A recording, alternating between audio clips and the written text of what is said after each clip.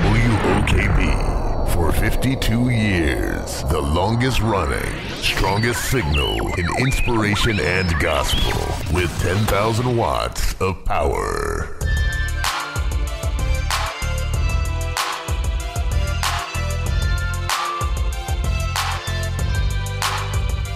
Hello. Welcome to Real Family Talk. This is your host, Jay Real. I hope everybody's having a great Wednesday evening. It's a beautiful day in the city today. It was kind of rough yesterday. The morning started off kind of rough, but the evening is lovely. I told you, that's why I love this place, man. You can't get this kind of weather anywhere else as far as I'm concerned. But we got a packed show tonight. I got two guests coming through. We'll get to them in a moment, but let's go ahead and welcome the panelists that usually join me. Mr. Micah King's in the building. How you doing, Mr. King? My brother. Can we get the microphones right, brother? It's right. Thank you, my brother. It's Wednesday. Let's get the microphones right. My bad. Oh, it's Chris? I should have known. Chris, he's taking the blame on that one. We're going to pray and lay hands on Chris. The anointing is still in the room. Jumba's in the building. How you doing tonight, Jumba? I'm great. I'm so sorry I missed last week, but I'm happy to be back. Oh, we're glad to have you back, Jumba. Jeremy's in the building. How you doing, Jeremy, a.k.a. younger brother? I'm here. I'm good. How you doing?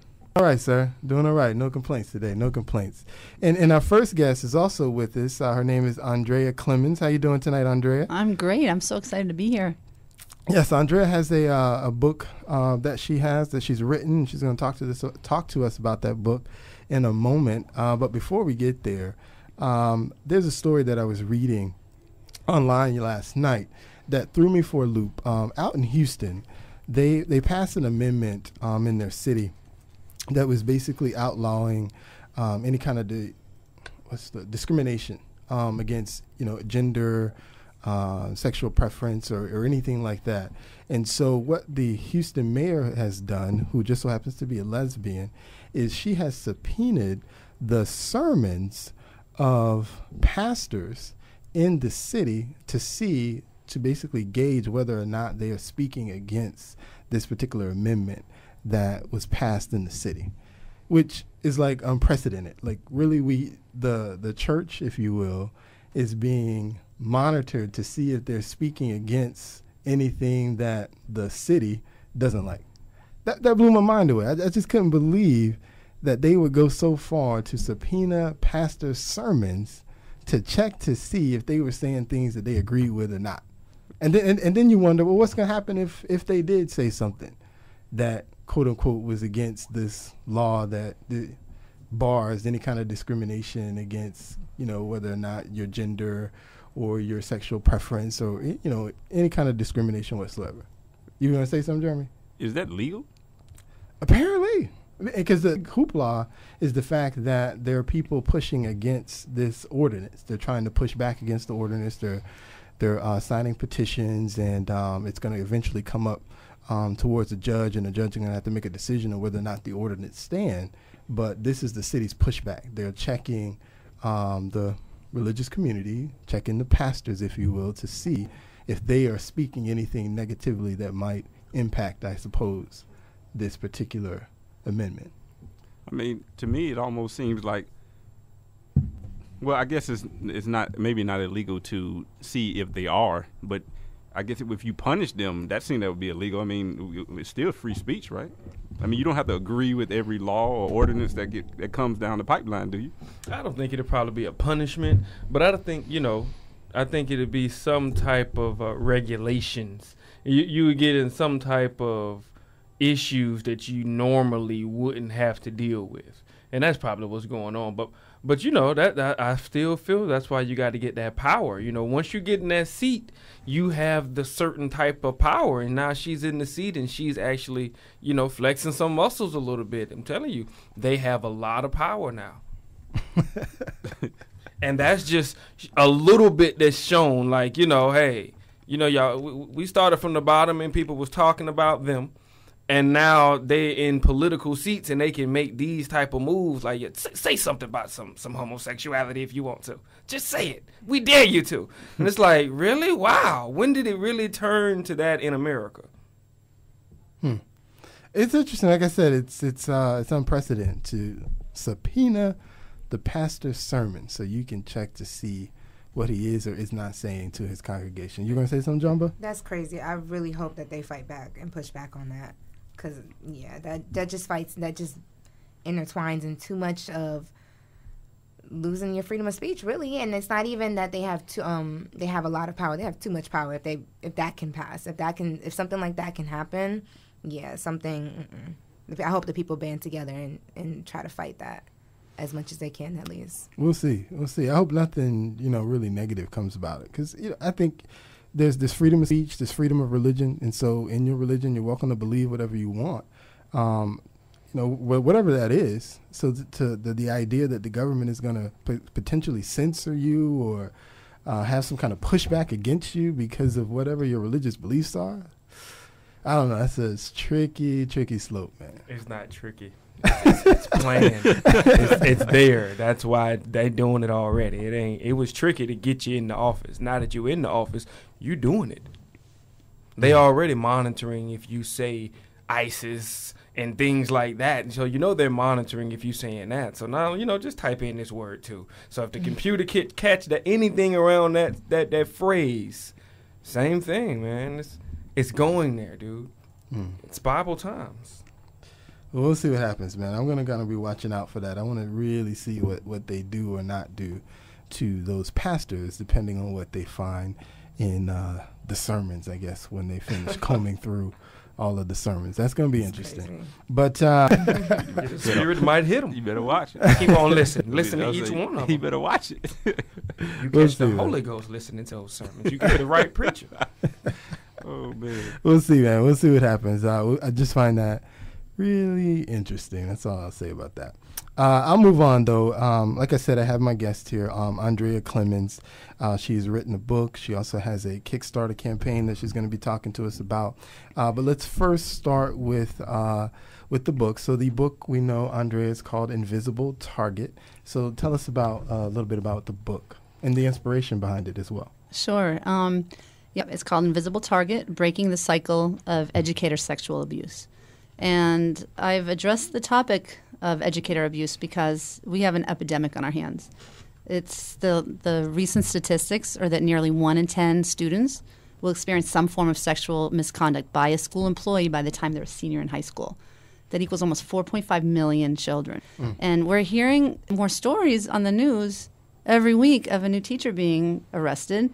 But I don't think people are piecing it all together that this really is an epidemic. And I had to write this book to address this and educate people on how this happens, what it looks like, what the abuse feels like, what grooming process occurs from these teachers to lure these students in, and what to do if you suspect abuse is going on. So the inspiration for the book was that I endured this kind of abuse. I'm a survivor of educator sexual misconduct, and my middle school teacher lured me in and abused me for years and years, and it was terrible.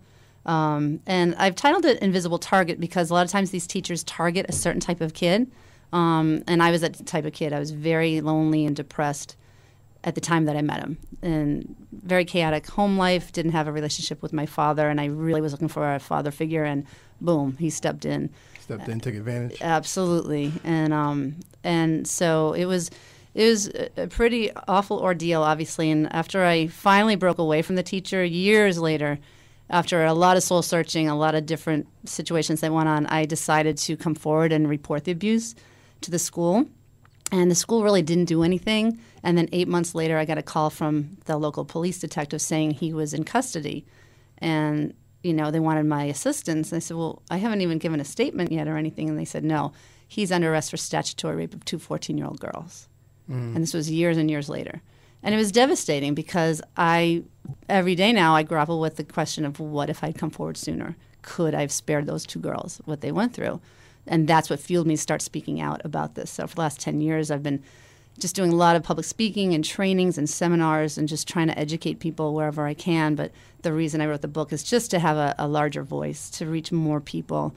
People really need to learn what they can and to raise awareness and protect these kids. You're right. I mean, there was just a story, if it wasn't last week, it was the week before, of there was a young man, and the young man there was two teachers involved with that particular young man. So they had I guess a threesome, if you will. I heard all about this one. Yeah. And so, but the young man involved with two teachers. It was interesting. I found kind of odd about that story is one of the teachers seemed to be like a veteran teacher. The other one seems to be new to the profession just based on her age. But somehow they had teamed up, and it's just crazy. Yeah, and there's a terrible double standard right now for female teachers versus male teachers, and it is a terrible abuse of power and abuse of trust, no matter who's involved and what age. A teacher is supposed to teach and be a mentor and not cross that line. And I really feel for male victims because it's very misunderstood what's going on, and research has shown they have a lot of trouble later on with substance abuse, with authority. So I can't personally speak to that, but I've heard a lot of difficulties arise as a result of that as well. Right. I mean, because, for the male, most people would say 16-year-old kid. In that particular instance that came out a couple weeks ago now, the one teacher I think was in her 30s, the other one was in her 20s. So the average male looking at the situation is probably thinking, lucky him. But I mean, obviously, it's not a funny situation. Potentially, he could certainly have issues down the road, knowing that his teachers took advantage of him. And even in some of the more popularized cases, I think you find that those males in those situations aren't, let's say, living perfect lives. And how would we be feeling right now if it were two male teachers and a female student? Right. Completely different. And why?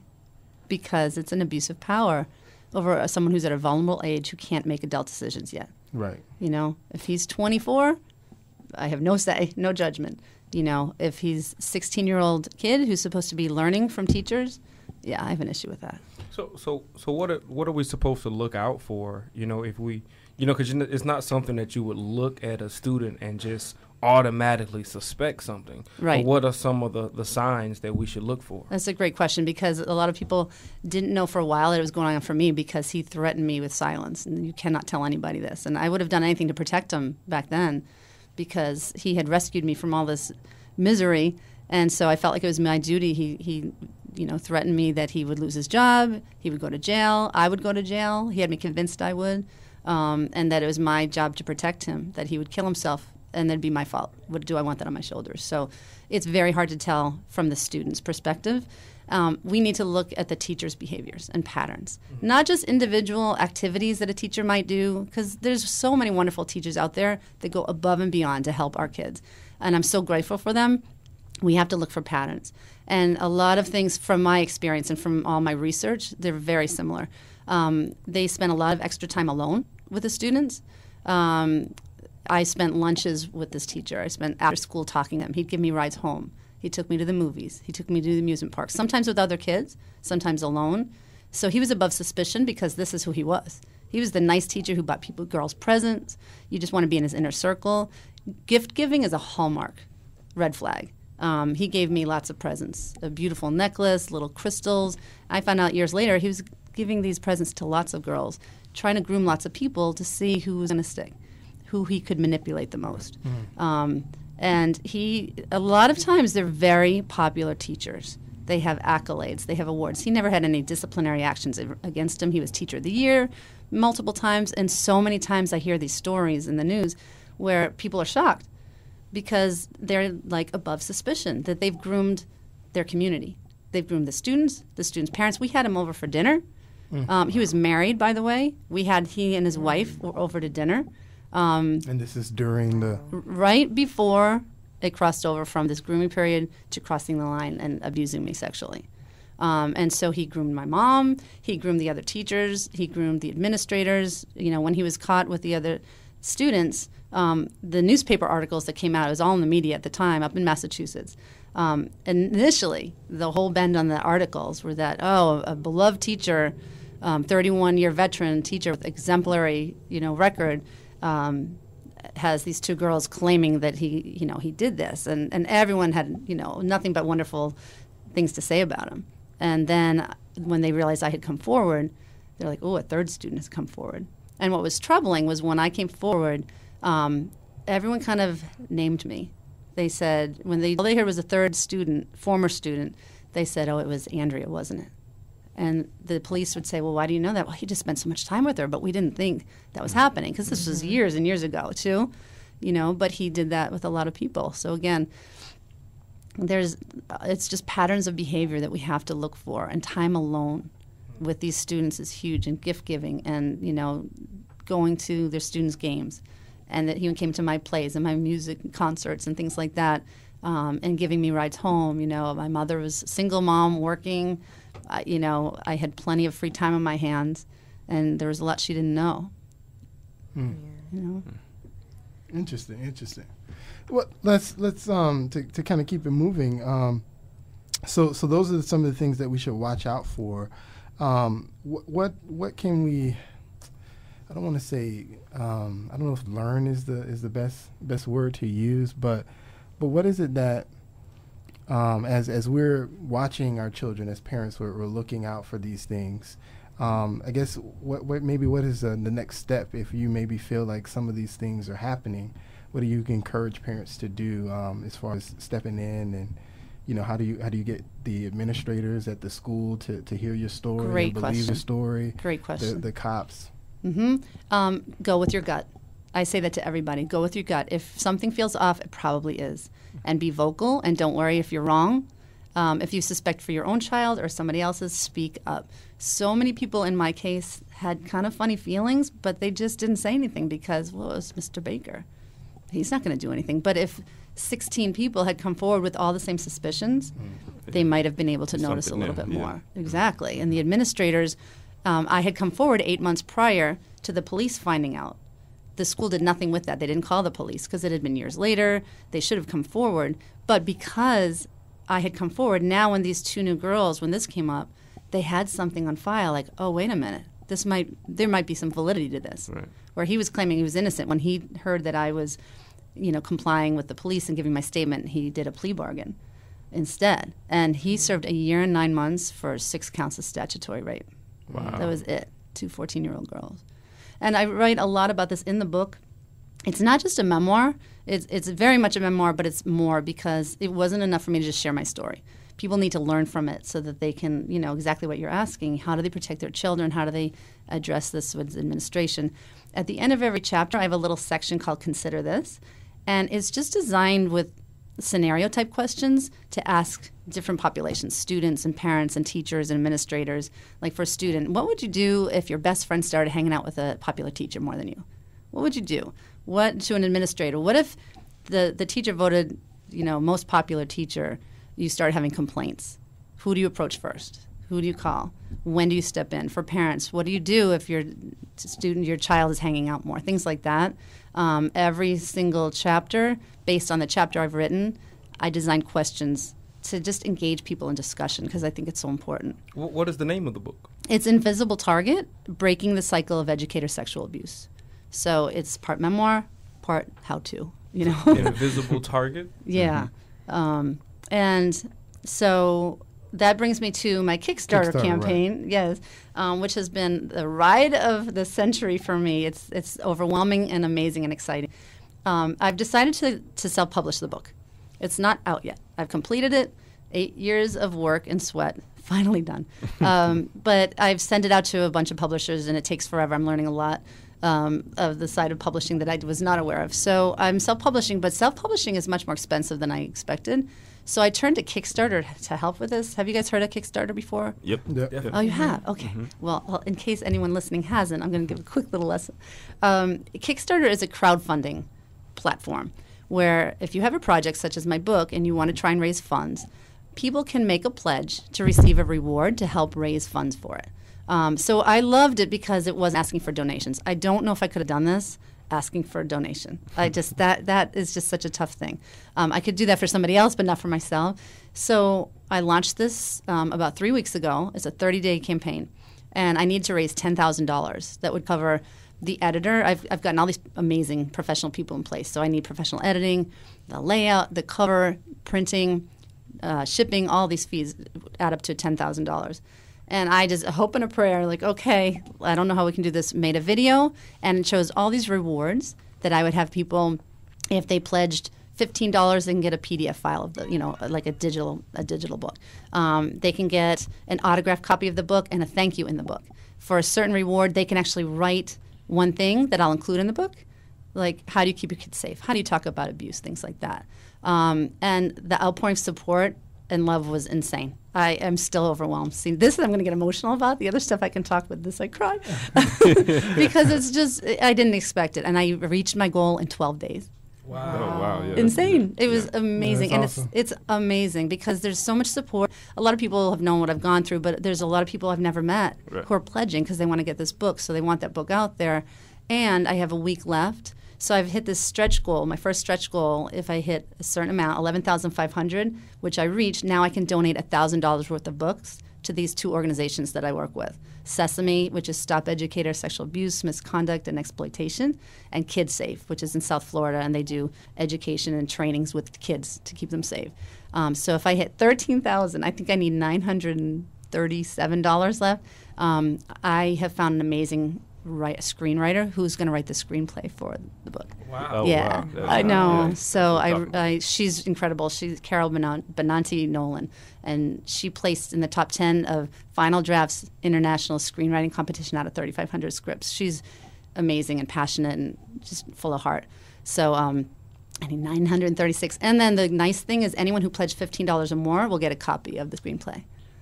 So it's nice that everyone's, it's great. Right. And I think the best thing is everybody works together in Kickstarter to produce this. They'll all have a hand in getting this book out there. The great thing about those Kickstarter funds is when you participate in them, you always feel a part of it. Yeah. Because you're getting something back, and so you're helping create the magic of somebody's dream, which is always, I think, rewarding. It is. I've backed a few projects that have been funded, and it feels so great to see what they accomplish, and then you get it in the mail, and you're a part of it happening. Yes, Yeah. exactly. Speaking of your kids, what do you suggest people say to their kids to sort of look out, sort of like, hey, stranger danger, if you will. So how do you talk to your kids about, the potentials of what may happen with an educator?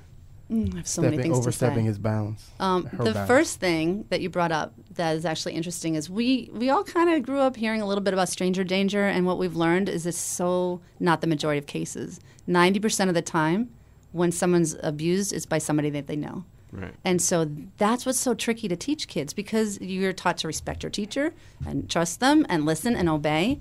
And so it's a fine line when it comes to teachers. But I think the book applies to so many different avenues of coaching, Boy Scouts, anything, and what we need to teach them is to pay attention to their gut feelings. And, you have to obey and listen to the rules, but if it's something that makes you uncomfortable, that you have the right to say no, that your body is yours. But again, with mine, the grooming process went over, a couple of years before I crossed the line. So you need to step in way before that. Adults are not your friends. That's so important. They can be your mentors. You can look up to them. They can, be your heroes. They can be a phenomenal teacher that can guide you, but they're not meant to be your friends. They are there for a purpose. And if they're crossing the line into the friend zone, that is not appropriate. And also always encouraging that there's no secrets. There can be surprises, but no secrets, especially for the little ones, which is very different than the teenagers, which forget it. All bets are off. All bets are off. So, Too late. that brain is so full, and that's why you need to talk with them early, very early, and have that open communication about the little things, because the little things become the large things if they can't talk to you about the little things, and they can't. But to really, it's just the early on phases of that line crossing, and that you need to keep those boundaries in place. And if it's crossing, if it feels uncomfortable, you need to let somebody know. Right. And always talk about it. Yeah, as a teacher myself, to me, I can't even fathom the idea of even crossing those lines. So good. Can I say good? Thank you. I'm so happy to hear that. It blows my mind that people do that. I mean, I spent as far as middle school, I spent 3 years in middle school, and I can honestly say there's nothing.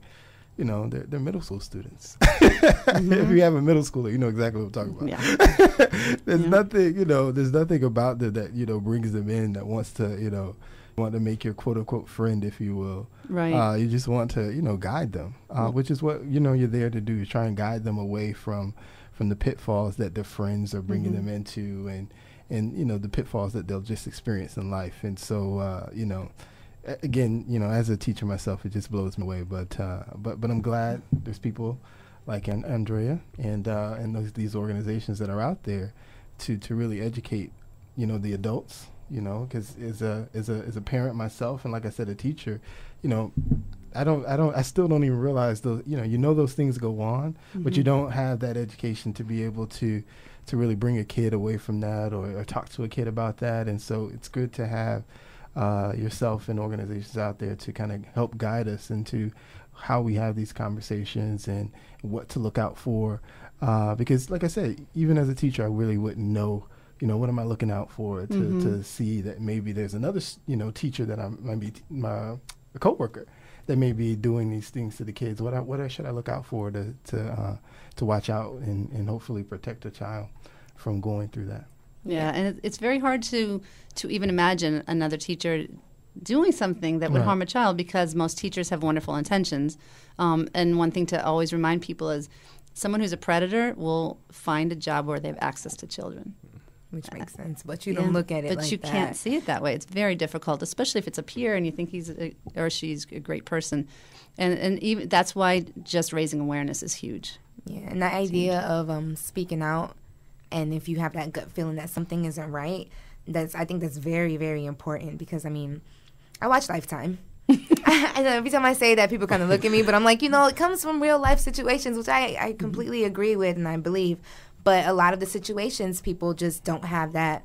They don't have that courage to speak out, so things go on a lot longer, or they wait a little bit too long to say something, and then they kind of get a little bit afraid, and then that's when the media comes in, and allegedly these women say, like you said before, allegedly they're saying it kind of make you feel a certain way, so other females or other people, don't speak out, and it's just a big old train of what just continues to happen, and just it gets really messy after a while, and people just kind of go in their little shell and things just keep happening. Absolutely. So it's just that idea of speaking out and just having the courage to just kind of put your foot down and say, this isn't right. And that's why I want to inspire other survivors to come out, because we don't hear that many. We hear people coming out about certain other issues, but there's not that many. I couldn't find a single book written from this perspective of someone who went through educator abuse while I was researching it. And the more that other survivors will hear, just the last 3 weeks in this Kickstarter campaign, I can't believe how many people came forward to me and told me their own issues, and they had never told anyone before. It's very powerful, and we need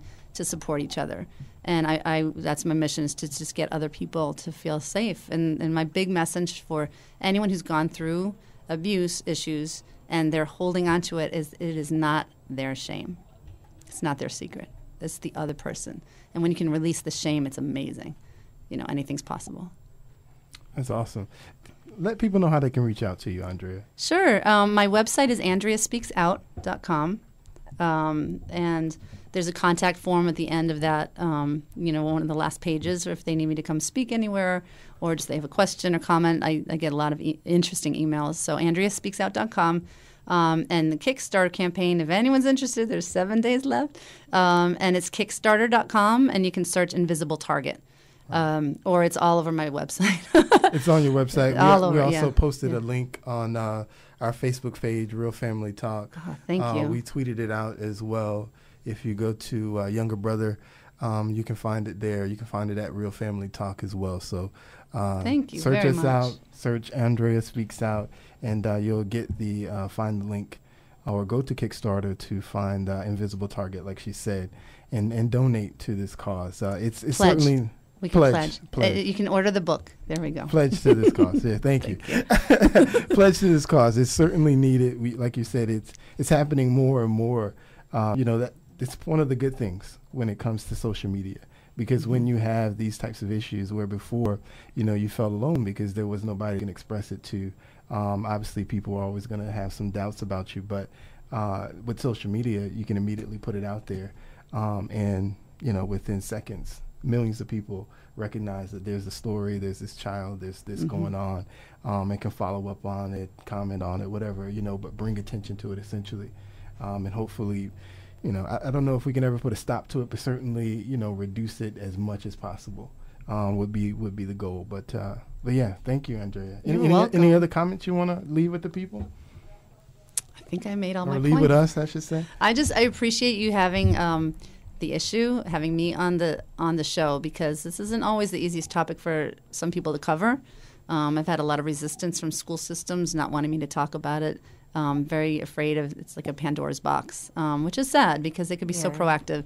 Right. And there's a lot of people afraid of bringing this up, so I commend you a lot for being open, and I'm really grateful for the opportunity. And this is really cool. You guys are just chilling and talking. I want this job. This is fun. But I'm so grateful to have the chance to just hopefully raise awareness tonight alone. I really appreciate it. Oh, we thank you. So one more time. The website is? It's AndreaSpeaksOut.com. AndreaSpeaksOut.com. Yes. We know the campaign is on Kickstarter.com, and they're looking for Invisible Target. Invisible Target. And then what's the production once the Kickstarter closes? How long is it? We'll see before we have the book should be out by March. March should next be year. out by March. Yep. Okay. Yep. All right. It's all written. Just need to get it all packaged and into the book format and the Kindle format and everything, and it should be out by March. Don't quote me on that, but that's a pretty good goal. I think that's pretty doable. All right. Sounds good. So I'll tell you what, when it comes out, come see us again. We'll remind people Invisible Target is ready. Sounds ready great. to purchase, and go get it. See if we can get Invisible Target on the Amazon or the New York Times bestseller list or something, right? All right. Amen. Thank you so much. Somebody's bestseller list. Thanks, Andrea. We appreciate you coming by. You're welcome. Thanks so much. You're welcome. You're welcome. So, yes, please check that out, AndreaSpeaksOut.com, and check out our Kickstarter as well, Invisible Target.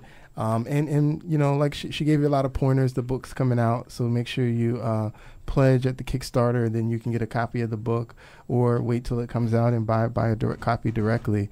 But talk to your kids. Make sure they're aware of these situations, and make them comfortable. I think that's the key thing we have to do as parents, is make our children comfortable to know that no matter what is going on in their lives, that they can come talk to us, no matter how bad it seems, no matter whatever their opinion is of what it is, but they can come to us as parents, as aunties, as uncles, as grandmothers, as grandfathers, whomever, that trusted adult that's in your life. Make sure they're comfortable enough that they can come to talk to you about anything.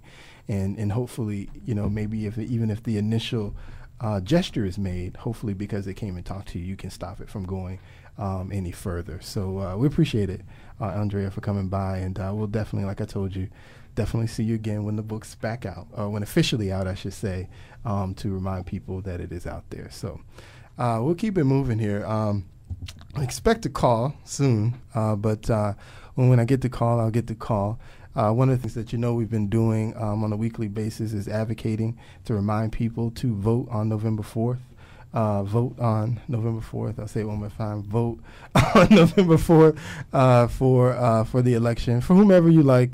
I'm not advocating for any particular candidate, but please make sure you go out and vote. The governor's race is going on, of course. Oh, yeah. On November 4th. Yeah, there's a governor's race on November 4th, right?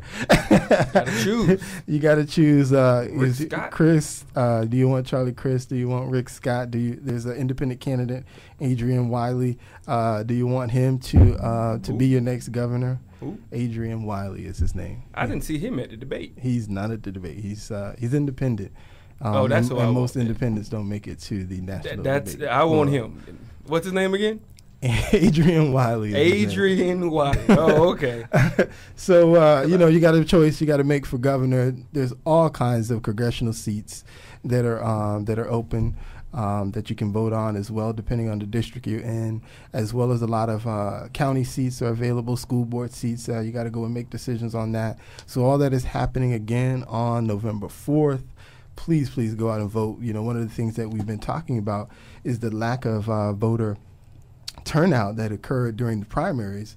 And so, we're trying to do our part to advocate people to go out and vote so that when the election comes, November 4th, that the turnout is much, much greater in the Orange County specifically, but even across the state. Is what we're advocating for. And so usually Frank Torres comes and joins us.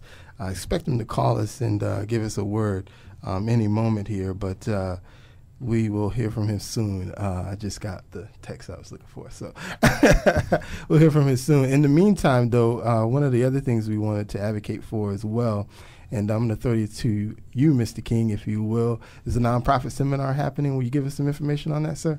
Before I do that, I just want to give a shout out to a happy birthday to Miss Barbara Adams also today. Happy birthday. But the seminar is still going down. November 8th, the nonprofit seminar for all you people out there with 501c3s or thinking about getting a 501c3. If you want to learn about fundraising, we got an awesome grant writer that will be there also. That's going to be going down November 8th.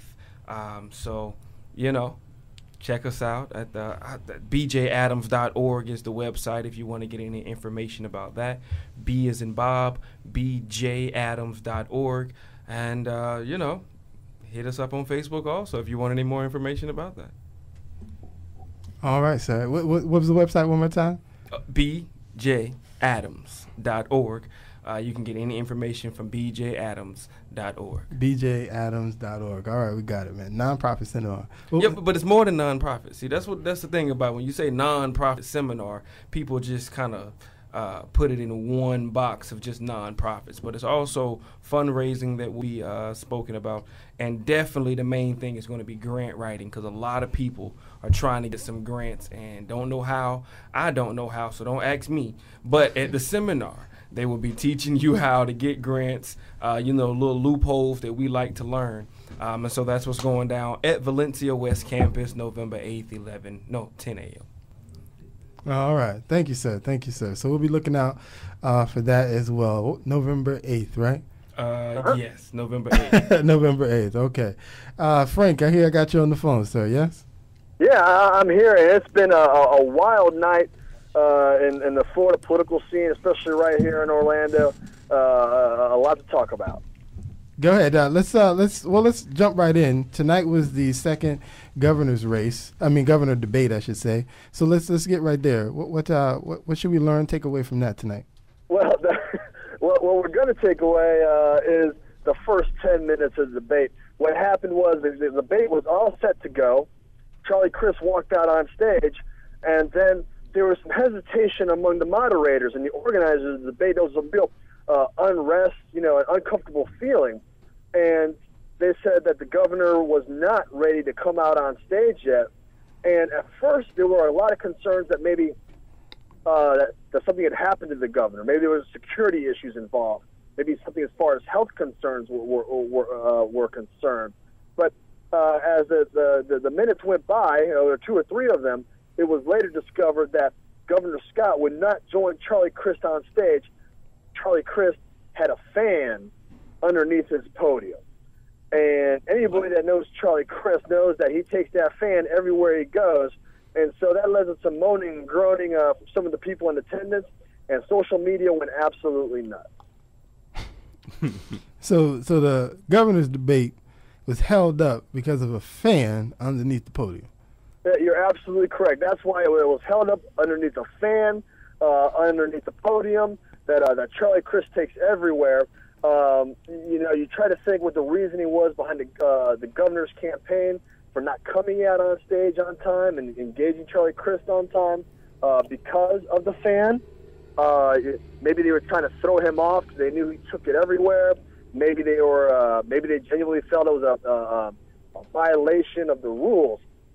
But every political opinion leader in the state was going absolutely nuts when they found out that the governor's debate in a race as close as this one, you and I and the crew over there have been talking about it for a couple of weeks, was delayed because the governor did not want to come out and join his opponent because his opponent had a low-powered fan in his podium. And it was absolutely bizarre.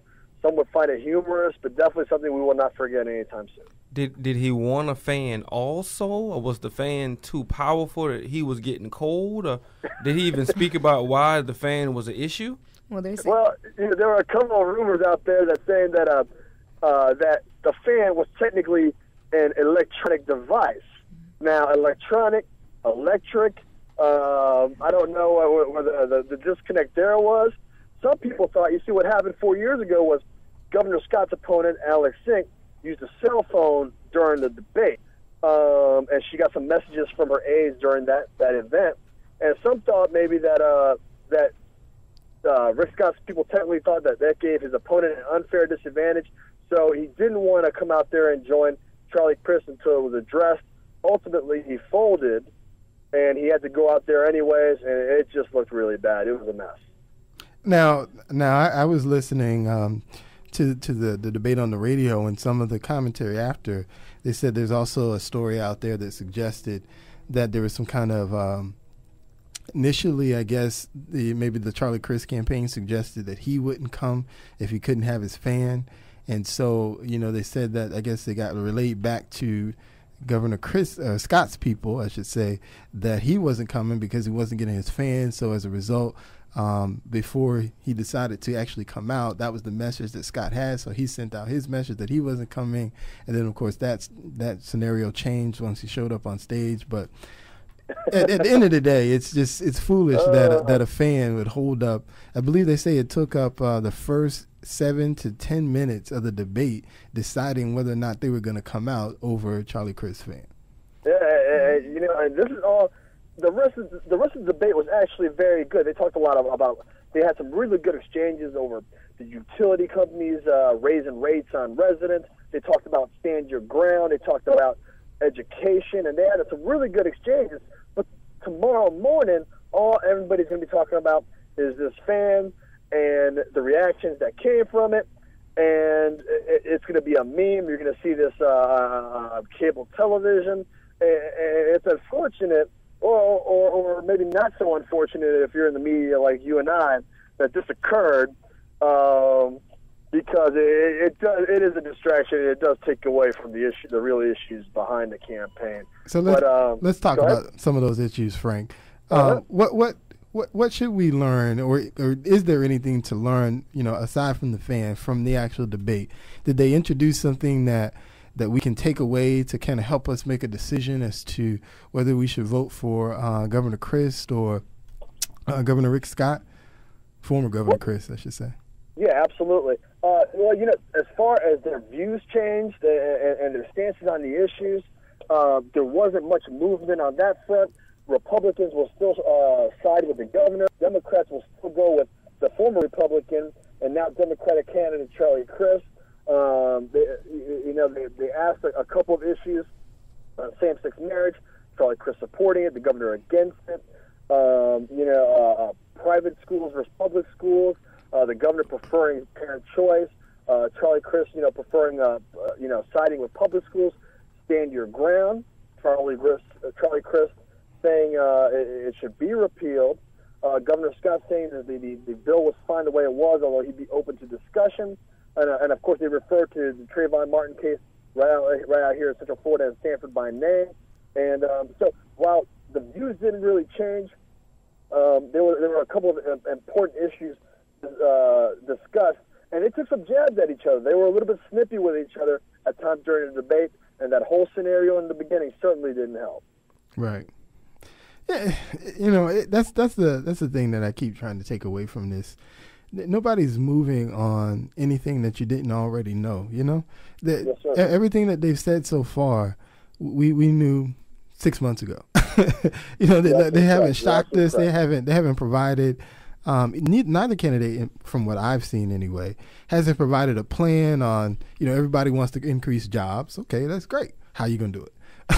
What are you going to do to bring more jobs to the country? The minimum wage is a problem. Okay, what are you going to do about it? That you haven't heard that message. You've only heard the tagline, that it's bad. It should be improved. Okay, that's the easy part. Now what's the plan?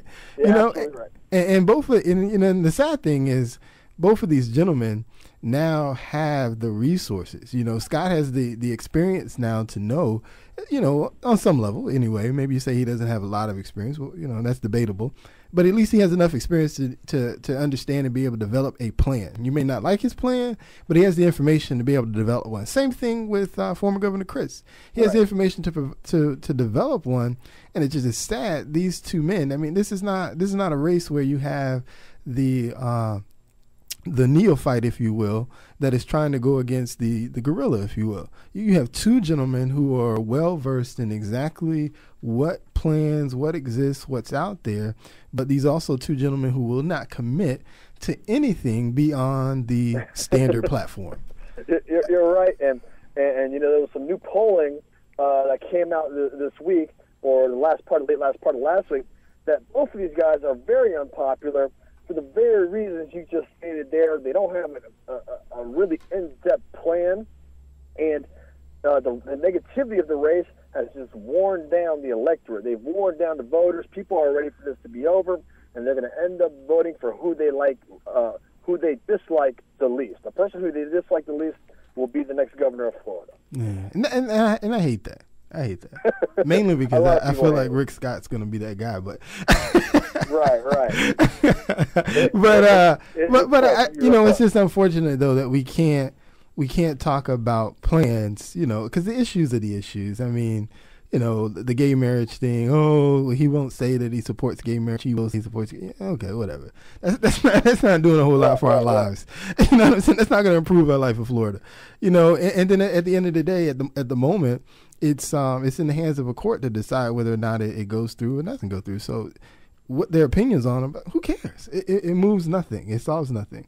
So, you know, it's just like I said, it's unfortunate that these two gentlemen who have enough pedigree, have enough intelligence about how government works and what they can actually do from the governor's position, that they will refuse to give us any inkling of an idea of what they would do, as opposed to just giving us the, you know, I mean, if you can go down both of their agendas and just, you know, how does a Republican think? Okay, check, Chris. You know, Scott's got all the main points covered. How does a Democrat think? Check. Chris got all the main points covered. But okay, what are you going to do? What are you going to do? And, you know, it's a sad situation that's all we got to go off of. And unfortunately, like most races, you know, this is going to go down to, well, I like him better. So I guess I'll just go with him, even though I don't really think he's going to be that great either. Unless we just all vote independent. Hey, there's a third guy out there, Libertarian Adrian Wiley, who's been shut out of the debates, but he polls anywhere between 6 and 13%. So there is a third option out there. Tell me more about him, Frank. He's a libertarian, and you know that's a growing platform that combines, you know, some of the Republican views on finances and the size of government with some of the Democratic views on the social issues, you know, such as, you know, abortion, same-sex marriage, and medical marijuana. And you know, it seems very centrist, and it seems to make you know, a lot of sense to a lot of moderate voters. But that platform hasn't matured yet, and it hasn't found the ambassador that'll get it the right support. I think a lot of people heard it because, you know, most of the voters are middle-of-the-road people. It would appeal to them, but Adrian Wiley has proven he's not the ambassador, and it hasn't matured yet. It's still considered a little bit too alternative as far as general election voters. Most of us still fall into the R's or D's. Maybe 2018 there'll be a serious libertarian candidate. Maybe a little bit after that, but it just hasn't ripened yet as far as the voters being ready for it. Right. And it hasn't been right. And we just have to wait and see what happens. And let's be honest, Frank. The other problem, they don't raise money. The governor's race takes what are they doing? About $100 million per candidate at this point. And so the libertarian candidate does not have $100 million. Because if he had the money, you know, he could build the platform, he can get on those stages, he can be at those debates, but unfortunately he doesn't have the money because people, you know, as the independent candidate, he's not getting his name out there as much as the major two candidates, and so as a result, he's not raising funds to really support his agenda. But if I'm a vote for who I hate the least, I'd rather just vote independent. Right, you're absolutely correct. And I think he has less than $1 million in the bank. I think he has maybe $500,000, maybe $750,000. That's my people. But most voters, and that brings us to an argument over the possibility of a third party coming up, or maybe more of an independent strain of voters. So that's a long conversation right there. That's a real political science and predicting right there as far as it's concerned. But it was it was a crazy night tonight, and it will definitely be one of the highlights or lowlights, depending how you look at it, of the 2014 gubernatorial campaign.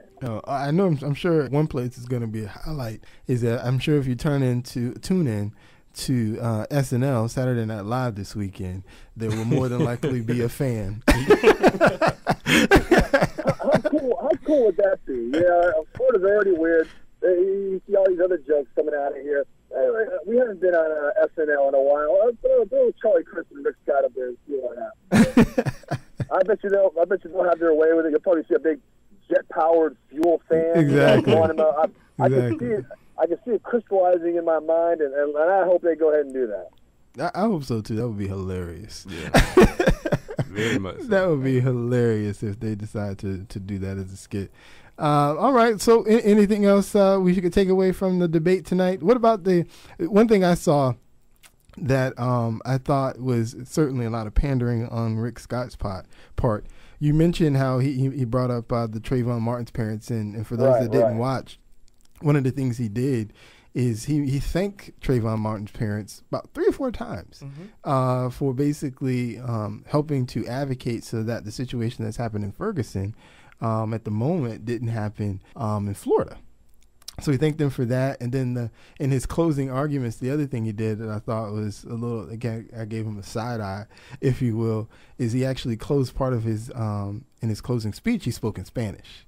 At least broken Spanish, anyway. It's a better way to say it. The efforts are appreciated. They're not always the easiest thing to listen to, but the community appreciates it. And hey, trying is better than not trying at all. I guess. At least he tried. At least he tried. Well, I don't. Well, I guess you can answer because I was going to ask. Does that offend you? That they get up? That they trying? You know what I'm saying? That's like, I don't know. Let me sit like, come on, man. I know why you're doing this. Don't.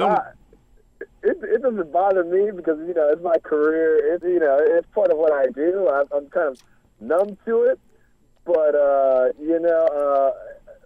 the Hispanic communities aren't fooled. They can look. Everything's in Spanish, both websites, both campaign literature. You're not really fooling anybody, but you never know. You every vote counts, and you try to win over the people. Some people find it endearing. I think I tell every lawmaker, especially running in the community, learn the language. Put a tape on in your car. It's probably better than what you're listening to anyway. Try to expand yourself because it's a growing part of the community. And I tell you what, if you do have command of the language, you'll knock the socks off every Hispanic voter in this state. True. It'll be it really is extraordinary. I guarantee you the governor of Texas knows Spanish. Yeah, I think the governor. Jeb Bush speaks fluent Spanish. See? Jeb Bush speaks better Spanish than I do. But let's be fair, though. He has a Spanish wife, so yeah, he does have a Spanish wife. He has a reason. Yeah. So it had nothing to do with no voters. Because he had the wife long before he had the voters. But anything else we can take away there, Frank? No, nothing really to take away from the debate besides that fan. But a lot of close races here. We're heading down the home stretch, and it's going to be a lot of fun to talk about. Absentee ballots are out in a couple of days, maybe about 10 days. Early voting starts. Any of your listeners that aren't paying attention or haven't been paying attention at this point, now's the perfect time to jump in, start doing some researching, and start figuring out who you're going to vote for.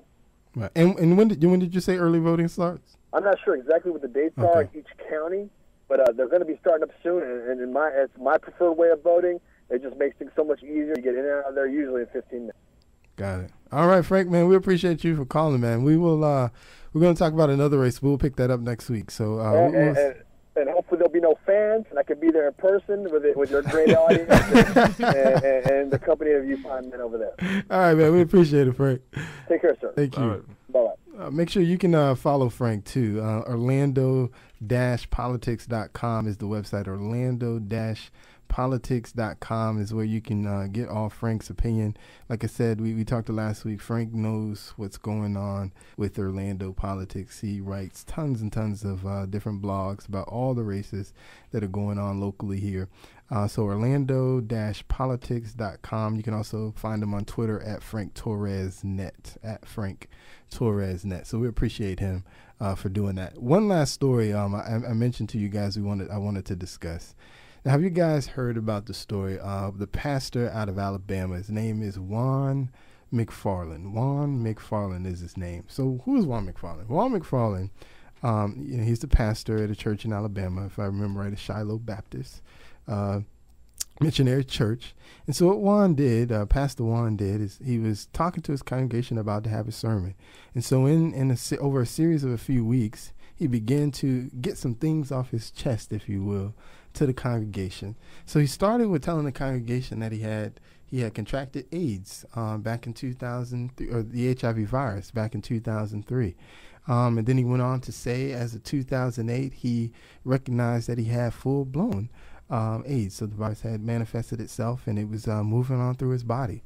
Then I don't know how they all came out, but in another confession, he told the congregation that he was actually sleeping with some of the members of the church inside the church. Now the congregation's perspective, they say, kind of moving on, they say when he said he had AIDS, they were okay with that. It happens, happens to the best of us, if you will.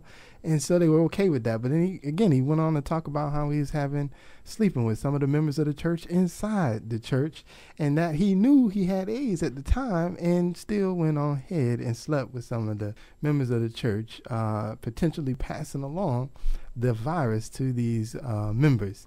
Then he went on to say that he had also used drugs inside the church as well.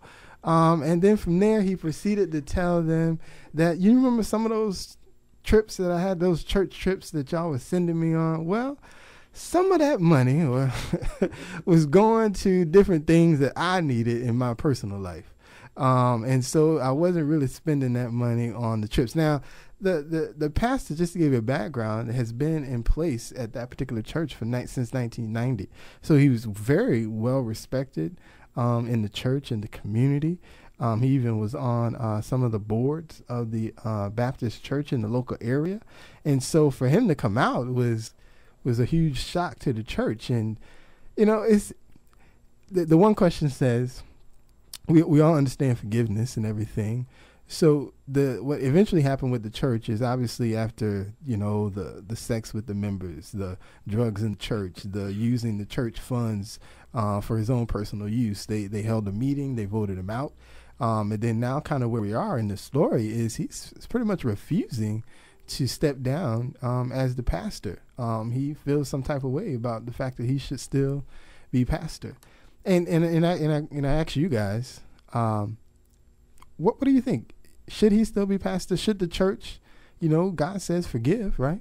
So should the church be forgiving of him? Maybe, and maybe offer I don't call it a consolation prize, but maybe he steps down, he works on his relationship with God, comes back, and then, pastors again, or should he just outright be, you're done? We can't even go there with you, brother. What do y'all think? Tell me what you think. I don't know. What church is it now? It's Shiloh Baptist Missionary. All right. The Baptist churches, if I'm not mistaken, they do choose pastors by voting and things of that nature. Right. But if they don't, if he doesn't want to step down, I just say, if you don't want to be up under him, just leave the church. You can be the best pastor in the world if you got no members and you don't mean nothing. But for him being there so long, there's probably people that's been there with him and do not want to change their church, or yeah, that's their business. Right. I don't know. I definitely think he needs to step down. Like you said, God does say forgive, but you can forgive and not be at a position where you have that type of power to continue to, I don't know, is disrespect the right word? Respect ain't the word. We know that. So it got to be disrespect. It certainly wasn't respecting the office of pastor. Too many mistakes, if you even want to call it a mistake anymore. And what I don't understand is, why does he decide to reveal all of this during the sermon. Why? Because I can imagine that's what God told him to do. I can imagine what was going on. People were probably passing out. Like, just imagine if you did have a relationship with the man and you're just at church, just regular Sunday, and all of a sudden he reveals this. People were probably, oh, Lord, I can imagine. Now, I have to ask this question. Was it a black church? Yes. Yeah. It was. Oh, and he wasn't shot? Wow. And that's what some people are saying. Now, there. see, that's what I was saying. Once he said, you would think once he said he had AIDS, whoever he was sleeping with at church would have rushed the pulpit Quick. and beat him down in the name of Jesus. And that's what some of them are saying. They're You afraid must to go be to crazy. church now because they don't know if it's going to get shot up, which is a good fear. Like I said, it was a crazy story. Justifiable. You know, I hope for all their sakes that he finds what he needs from God and can move forward, and I hope that church does the same thing. It's just a sad situation, but I hope everybody go get tested. you know, that too. Everybody, Once not you- just the women, because the men too. Because when you're doing it like that, 9 times out of 10, you sleeping with somebody's wife too. It's amazing. I mean, either way, if this didn't happen, everybody should be getting tested anyway. So I guess. I mean, but getting tested on two number let you know that you got it. And you already got it done, so. But now you can treat yourself. Right. Right. Don't give Yes. me that look. There is. I mean, there's treatments. there are treatments. They got Magic Johnson, Magic in Johnson. a bottle. 20 years. 20 years Magic been living. But he was delivered. There's a difference. I was just gonna say there's a difference. There's a difference. There's a difference. That's the secret. Hey, man, And we the want thing to about it, but the pastor just couldn't have been delivered. I don't we know. want to thank Frank for coming and joining us again. We want to thank Andrea for bringing her story by. Remember, the Kickstarter is where the pledges can be made. The book is called Invisible Target. That's where you'll find it. AndreaSpeaksOut.com is a website as well. We want to thank her for coming by. We want to thank Frank. Remember, go out, do some research, people. Vote November 4th. This is your host, Jay Real. We'll talk to you next week. Thank you for listening to Real Family Talk. This is one of your co-hosts, Jeremy, a.k.a. Younger Brother. Tune in next week from 9 to 10 p.m. and every Wednesday from 9 to 10 p.m. on WOKB 1680, your urban empowerment and inspiration station. See ya. My brother, my brother.